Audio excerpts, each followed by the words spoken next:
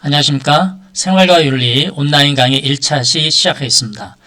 동북구 생활과 윤리는 두 명의 선생님이 가르칩니다. 강방식, 박승규. 오늘 강의는 강방식이 촬영하고 있습니다. 이렇게 생겼어요. 반갑습니다. 생활과 윤리는 수능에서 사탐 과목 중에 가장 많은 학생들이 선택합니다. 왜 선택하냐면 일단 쉬워요. 생활 속에서 윤리적인 것을 이제 탐구하기 때문에. 다음 두 번째, 대학 가는데 되게 많은 도움을 줘요. 특히 요새 학종에서 어떤 면접 질문이 있잖아요. 그래서 의대 가는 애들이나 공대 가는 애들, 인문, 사회 다 마찬가지입니다. 윤리적인 쟁점에 대해서 질문하는 게 되게 많이 나오거든요. 그래서 생활과 윤리를 선택하시면 그런 면접 대비에도 상당히 좋습니다. 생활과 윤리는 총 6개 단원이 있어요. 오늘 이제 첫 번째 1단원 시작할 텐데요. 오늘 여러분이 배울 내용은 인간의 삶에서 나타나는 다양한 윤리 문제를 윤리적 관점에서 이해해 본다. 그리고 자신이 관심을 가진 윤리적 쟁점을 질문으로 만들어 본다 이겁니다. 이 동북고 학생들은 1학년 때 저하고 통합사회를 수업 다 들었잖아요. 그때 1년 동안 토론 수업을 정말 많이 했죠. 청문회식 토론. 그러면서 요약하는 거, 다음에 질문 만드는 거 정말 재밌게 많이 배웠습니다. 그것을 활용해서 오늘 수업에 임하시면 됩니다. 오늘 수업은 크게 세 가지입니다. 첫 번째, 현대사회에서 새로운 윤리 문제가 등장하는 이유를 한번 생각해보고, 다음에 두 번째, 현대사회의 새로운 윤리 문제는 어떤 특징들이 있는지 찾아보고요. 세 번째, 현대사회의 다양한 윤리 문제에서 자신의 관심사를 질문으로 만들어 보는 겁니다. 나만의 관심사. 첫 번째 봅시다. 현대사회에서 새로운 윤리 문제가 등장하는 이유가 뭐냐? 이 친구가 많이 고민을 하고 있어요. 도대체 이유가 뭐냐? 단군 이래로요. 조선시대, 지금까지 보면 과학 기술이 발달하면 이 세상이 바뀌는 거예요. 삶이 되게 편안해져요. 그러나 그 새롭게 변화된 그 삶이 뭔가 새로운 문제를 또 일으키거든요. 그래서 우리가 고민해 볼 수밖에 없습니다. 윤리적 고민을. 특히 이제 현대사회로 올수록 과학기술이 엄청나게 발달하잖아요. 대표적인 것 중에 하나가 인공지능이죠. 우리 2016년에 인공지능 알파고하고 이세돌이 싸웠잖아요. 알파고가 이겼어요. 그래서 그때부터 인공지능이나 4차 산업혁명이라는 말이 이제 화두가 됐어요. 그래서 이 인공지능의 혜택을 가장 많이 이제 처음으로 이제 받을 수 있는 게 이제 자율주행차입니다. 근데 자율주행차가 지금 실험용은 거리에 돌아다니고 있어요. 서울 거리도 돌아다니고 있습니다. 그러나 왜 우리는 엄마 아빠는 지금 자율주행차를 살 수 없느냐? 자율주행차가 겪고 있는 윤리적 논란이 있어요. 지금 운전자가 있습니다. 여기 조수석과 뒤에 뒷좌석에 가족들이 4명이 탔습니다. 놀러 가요. 쭉 가는데 갑자기 돌발 상황이 발생할 수 있죠. 지금 10명이 무단횡단해버려요. 그럼 이 문제를 어떻게 해결하느냐? 10명이 우리 4명보다 많아. 그러면 10명을 살려야 돼. 그래서 오른쪽으로 턴해야 돼. 그럼 4명이 다 죽어. 그러나 우리가 살고 싶어. 그럼 직진해야죠. 그럼 10명이 다 죽어. 대신 우리는 가벼운 부상만 입으면 됩니다. 그러면 이것을 미리 프로그램화 해야 되거든요. 어떻게 해야 될 거냐? turn to the right 할 거냐? go straight 할 거냐? 이게 쉽지가 않아요.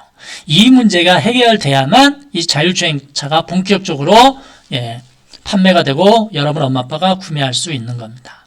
다음에 이 과학기술의 또 다른 분야도 있거든요. 우리 작년 우리 통합사회에 이제 배웠었죠. 그때 보면 미래의 정말 심각한 혹은 획기적인 그 기술이 합성생물학이라고 그랬어요. 합성생물학. 이 합성생물학이란 분야가 있고 여기 이것을 가능하게 했던 게 크리스퍼 유전자 가위 기술이 있다 그랬죠. 이것에 의해서 이제 우리는 맞춤형 아기를 실제로 만들어낼 수가 있습니다. 이게 현재 진행형입니다. 2016년에는 영국 정부에서 실험을 허가했어요. 그래서 이제 미국도 빡 돌아갔고 미국도 이제 실험을 합니다. 중국은 2018년에 맞춤형 아기 실험이 성공했다고 발표까지 했어요. 근데 이제 중국이 워낙 이제 믿음직스럽지 않으니까 지금 검증 중인데 어찌됐건 이게 실시간 현재 진행형이라 이겁니다. 맞춤형 아기를 우리가 실제로 이제 가질 수가 있다 이겁니다. 그럼 이걸 가져도 되나? 라고 윤리적 논란이 생기는 거예요. 이런 새로운 과학기술이 발달하면 다 그래요. 다음에 이런 과학기술이 발달하면 경제가 성장합니다. 경제가 성장을 해요. 무럭무럭 성장합니다. 그러나 경제가 성장하면 반드시 다 좋은 게 아니에요. 경제가 이렇게 빌딩처럼 이렇게 성장하면 그 빌딩의 그림자도 길어지듯이 안 좋은 점도 나타납니다. 되게 환경 문제, 가장 대표적인 환경 문제죠. 지금 여기 기후변화 협약 했잖아요. 에너지를 너무 많이 써. 이산화탄소 배출량이 너무 많아. 그렇다 보니까 태평양에 있는 작은 섬들이 다 가라앉아. 북극, 남극 얼음 풀려.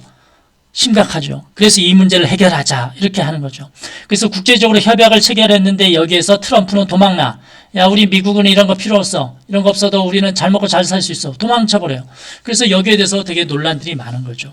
이게 바로 현대사회에서 새로운 윤리 문제가 등장하는 대표적인 이유들입니다. 다음 두 번째, 현대사회 새로운 윤리 문제는 어떤 특징들이 있는지 찾아봅시다. 크게 세 가지가 있어요. 첫 번째, 파급 효과가 상당히 광범위하다. 예를 들어서 우리 지금 코로나19 얘기해 봅시다. 코로나19 때문에 지금 이렇게 온라인 강의하고 있는데, 자, 코로나19는 원래 중국에서 시작했잖아요. 이 중국에서 시작했는데 지금은 전 세계의 문제, 전염병 문제가 돼버렸습니다. 뭐 이런 겁니다. 다음에 이 기후변화 협약 같은 거, 이 환경 문제 같은 것은 특히 현 세대한테만 영향을 미치는 게 아니에요. 당연히 현 세대에 영향을 미치죠. 지금 트럼프는 기후변화 협약 체결 안 하겠다고 하지만 그래도 먹고 살 수는 있어요. 미국은. 예. 그러나 다른 나라 후진국이나 개발도상국은 정말 힘들어지겠죠. 그러나 미국도 이제 가만히 놔두면 미국 선진국 같은 나라들도 미래 세대는 엄청나게 문제를 일으킬 수 있다 이겁니다. 이게 환경 문제가 갖고 있는 특성들이에요. 다음 두 번째, 책임 소재가 불분명하다. 자, 코로나19를 가지고 얘기해 봅시다. 원래 개인이 누군가가 한 사람이 처음에 바이러스에 감염됐겠죠. 그 사람한테 모든 책임을 다 지울까요? 찾기도 힘들 뿐더러 그렇다 찾는다 하더라도 그게 쉽지가 않습니다.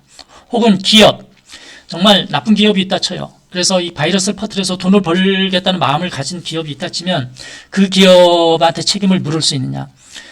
이게 쉽지 않습니다. 있다 치더라도 찾아낼 수도 있고 내기가 어렵고 찾아내더라도 그 책임을 묻기가 쉽지가 않아요. 다음 국가, 이게 중국에서 시작했잖아요. 그럼 중국이 다 책임져야죠. 중국은 뭐라고 얘기하는지 아십니까? 미국이 원래 중국에 와서 이거 퍼뜨리고 갔다 뭐 이렇게 얘기하기도 하죠. 이거 어떻게 검증할 거예요? 쉽지가 않아요. 이 현대의 윤리 문제가 다 이렇습니다. 그러면 병원균, 너희들 코로나19 네가 잘못이다 이렇게 얘기할 수가 있습니다. 그러면 코로나 바이러스 너무 억울하겠죠. 코로나 바이러스가 이렇게 생겼어요. 동그랗게 해서 이렇게 뾰족뾰족 이렇게 생겼죠. 원래 이제 코로나라는 건 이 라틴어로 크라운, 왕관이라는 뜻이에요. 지구과학에서도 보면 태양의 코로나 현상 뭐 이런 거 있잖아요. 다 거기에서 나온 겁니다. 이 왕관이 여러분 경주에 가보면 그 박물관에 통일신라 시대 왕관이 이렇게 뾰족뾰족 멋있게 있잖아요. 그러니까 영국, 프랑스 왕관들도 그래요. 그런 것처럼 코로나가 이렇게 생겼습니다. 이 코로나한테 우리가 책임을 지는 거죠. 네 때문에 이게 다 나타났기 때문에 네가 책임져라. 그럼 코로나는 얘기할 겁니다. 억울하다. 우리는 원래 우리들끼리 잘 먹고 잘 살았는데 인간들이 어느 날 우리가 살고 있는 지역으로 이렇게 왔더라. 그래서 뭘 했느냐? 빌딩을 지어요. 다음에 공장을 지어요. 그렇게 하다 보니까 우리 코로나 바이러스와 니들이 같이 인간들이 접촉하게 되고 그래서 나타나는 문제 아니냐? 뭐 이렇게 이야기할 수도 있죠. 이게 바로 현대 사회윤리 문제가 갖고 있는 특징들입니다. 세 번째, 전통윤리 규범의 한계가 있어요. 자, 지금 착하게 살아라, 인간을 존중해라 이런 건 다 공자, 맹자가 다 얘기했고요. 석가도 얘기했고 부처님도 얘기했고요. 예수님도 얘기했습니다. 칸트도 얘기했고 웬만한 사람 다 이렇게 얘기했어요. 이렇게 살면 좋죠. 그러나 현대사회에서 윤리 문제는 그렇지가 않아요. 쉽지가 않습니다. 예를 들어서 자율주행차가 나왔습니다. 자율주행차가 나오면 이거 어떻게? 제일 먼저 실업자가 되는 사람이 택시 운전사, 트럭 운전사 이런 사람입니다. 전문직도 실업자가 돼요. 인공지능이 발달하면 왓슨 의사죠. 인공지능 의사. 그래서 의사들이 실업자가 돼요. 회계사 이런 사람들이 실업자가 됩니다. 그래서 옛날에는 100명이 일을 했다 칩시다. 근데 이제 100명이 일하는 것을 인공지능 한 대만 구매하면 똑같은 일을 하는 거예요. 그러면 기업의 오너 입장에서는 어떻게 하겠습니다. CEO 입장에서는 100명을 어떻게 다 실업자로 만드는 거죠. 그래서 한 대로 하는 겁니다. 이게 더 효율성을 높이니까. 그러면 100명이 실업자가 되면 얘네들의 존엄한 인격이 보장이 되겠습니까? 안 되는 거예요. 하고 싶지만. 근데 그러면 기업한테 인공지능을 못 사게 해. 그러면 이 기업은 망하는 거죠. 이 기업은 또 억울하겠죠. 이 사람들도 이제 존엄한 인격들이 또 여기에 있을 텐데, 소속된 사람들이. 자, 그래서 쉽지가 않습니다. 전통 윤리는 그런 한계가 있다 이겁니다. 자, 이런 식으로 해서 여러분들도 또 하나 한번 찾아보세요. 찾아보고 어떤 특징들이 있는지 한번 여러분들의 생각을 작성해서 활동지로 제출하기 바랍니다. 그럼 세 번째, 현대사회 다양한 윤리 문제에서 여러분의 관심사를 질문으로 만들어 보자 이겁니다. 자, 여기 나와 있는 분야는 이제 앞으로 공부할 단원입니다. 2단원이 이제 생명윤리고요. 3단원은 사회윤리, 4단원 과학윤리, 5단원 문화윤리, 6단원 평화윤리입니다. 자, 생명윤리. 지금 여기에 생명윤리부터 평화윤리까지 총 5가지 질문을 제가 만들었는데, 실은 이거 이번 전염병이 없었으면 실제 학교 나와서 여러분과 제가 토론 수업할 주제였어요. 근데 안타깝게도 이게 쉽지 않습니다. 그래서 2학기 때는 가능하겠지만 1학기 때는 그냥 이렇게 온라인 강의로 여러분이 질문을 만들어 봅시다. 제가 만들어 본 질문이에요. 생명윤리에는 뭐 삶과 죽음의 윤리, 동물실험, 동물권리, 사랑과 성의 윤리 이런 게 나오거든요. 저는 사랑과 성의 윤리에서 한번 이 질문을 만들어 봤어요. 제가 한 것처럼 여러분도 질문이 여러분의 관심사를 질문으로 만들어 보세요. 다음 사회윤리에선 저는 이제 직업윤리에서 직업생활, 사회생활 잘하기 위해서는 외모가 중요하냐 아니면 내면적인 도덕성이 중요하냐 이렇게 한번 질문을 만들어 봤어요. 다음 과학윤리에서는 정보화 윤리에서 제가 정보화 시대에서 굳이 학교에 다닐 필요가 있느냐 지금 딱 적절하죠. 지금 정보화 시대이니까 이렇게 온라인 계약, 온라인 강의가 가능한 겁니다. 그래서 학교에 다니지 않으니까 좋아요. 실제 학습 효율을 생각해 보세요. 어떤가?